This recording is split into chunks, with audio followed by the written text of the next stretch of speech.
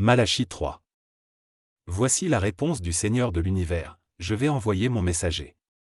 Il préparera le chemin pour moi. Tout à coup, le Seigneur que vous désirez arrivera dans son temple. Voici le messager de l'alliance que vous attendez, il arrive. Qui pourra résister quand il viendra? Qui pourra rester debout quand il se montrera? Car il est comme le feu du fondeur, comme la lessive du blanchisseur. Il s'installera pour fondre l'argent au feu et pour le rendre pur. Il purifiera les prêtres de la famille de Lévi, il les rendra purs comme on rend pur l'or et l'argent. Alors ils pourront présenter les offrandes au Seigneur en respectant les règles. Ainsi, les offrandes des gens de Jérusalem et des autres habitants de Juda plairont au Seigneur, comme autrefois, dans le passé.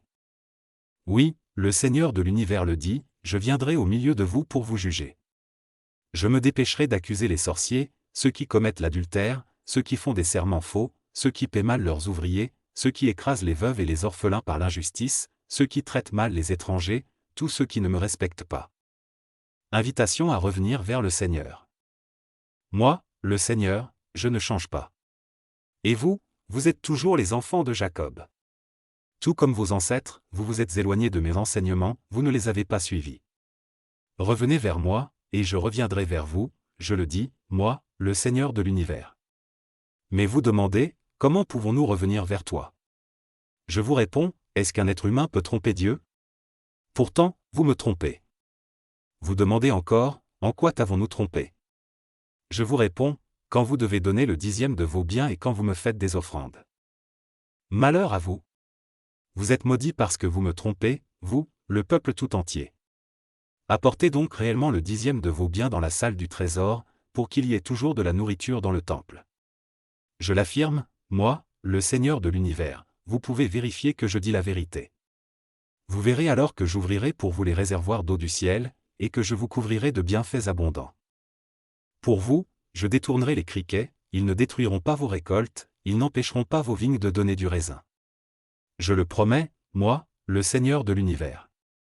Tous les autres peuples diront que vous êtes heureux, car la vie sera très agréable dans votre pays, je le dis, moi le Seigneur de l'univers. Un jour le Seigneur montrera sa justice. Le Seigneur dit, vous dites contre moi des paroles dures. Et vous demandez, qu'est-ce que nous avons dit entre nous contre toi? Eh bien, voici ce que vous avez dit, servir Dieu, cela ne sert à rien. Nous avons gardé ses commandements. Nous avons fait devant lui des cérémonies de deuil, mais pour rien. Nous le voyons maintenant, les gens heureux, ce sont les orgueilleux. Et tout réussit à ceux qui font le mal.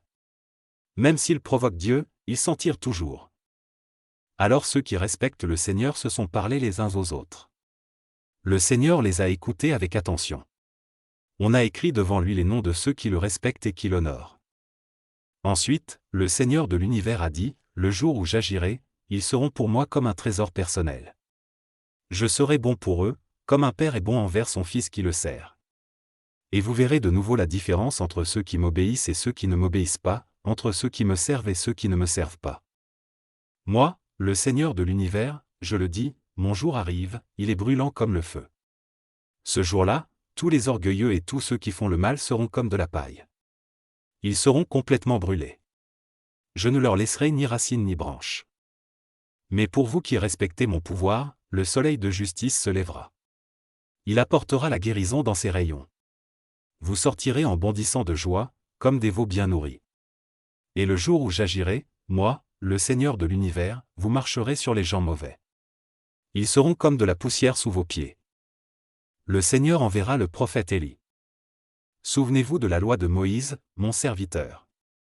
Sur le mont Horeb, je lui ai donné des lois et des règles pour tout le peuple d'Israël. Avant la venue du jour du Seigneur, ce jour grand et terrible, je vous enverrai le prophète Élie. Il fera la paix entre les pères et leurs enfants, ainsi qu'entre les enfants et leurs pères. Alors, je ne viendrai pas détruire votre pays.